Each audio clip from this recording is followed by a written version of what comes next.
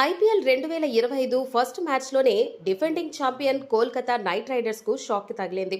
Eden గార్డెన్స్లో జరిగిన మ్యాచ్లో రాయల్ ఛాలెంజర్స్ బెంగళూరు 7 వికెట్ల తేడాతో కేకేఆర్ను చిత్తు చేసింది.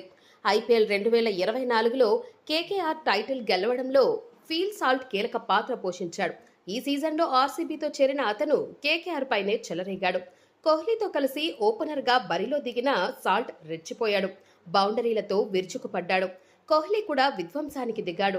ఇంపాక్ట్ ప్లేయర్గా వచ్చిన పేసర్ వైభవ్ అరోరా బౌలింగ్లో ఈ ఓపెనర్లు ధనాధన్ షాట్లాడారు. చేజింగ్లో మెరుపు ఇన్నింగ్స్ ఆడిన సాల్ట్ 25 బంతుల్లోనే హాఫ్ సెంచరీ కంప్లీట్ చేసుకున్నాడు.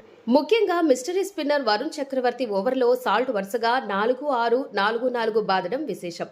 దీంతో ఇన్నింగ్స్ 4వ ఓవర్లో 21 పరుగులు వచ్చాయి.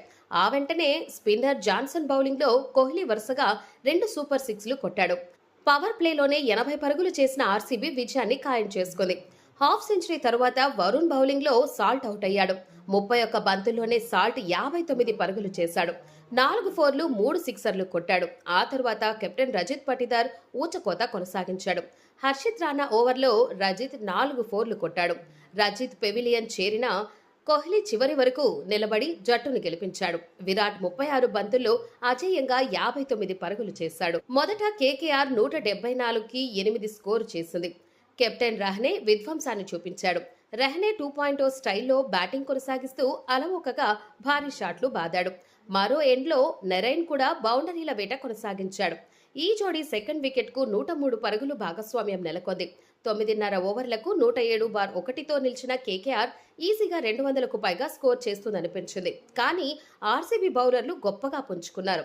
ముఖ్యంగా స్పిన్నర్ కృణాల్ పాండ్యా కేకేఆర్ను కట్టడి చేశాడు. కృణాల్ తన వరుస ఓవర్లలో రహానే, వెంకటేష్ అయ్యర్తో పాటు ప్రమాదకర రింకు సింగ్ను అవుట్ చేసి కేకేఆర్ను చావుదెబ్బ కొట్టాడు. ఈ మ్యాచ్లో కెప్టెన్ పటిదార్ గురించి ఎంత చెప్పుకున్నా తక్కువే. అద్భుతమైన బౌలింగ్ చేంజెస్ చేశాడు. స్కోర్ బోర్డ్ పరుగులు పెడుతున్న డేరింగ్ డెసిషన్ తీసుకొని సక్సెస్ అయ్యాడు. ఈ మ్యాచ్ ఆర్సీబీ ఫ్యాన్స్కే కాదు, ప్రతి కోహ్లీ ఫ్యాన్కు ఈసారి కప్పు కొడుతుంది అనే నమ్మకాన్ని తీసుకొచ్చారు. ఈ మ్యాచ్పై మీ అభిప్రాయాలను కామెంట్స్ రూపంలో తెలియజేయండి.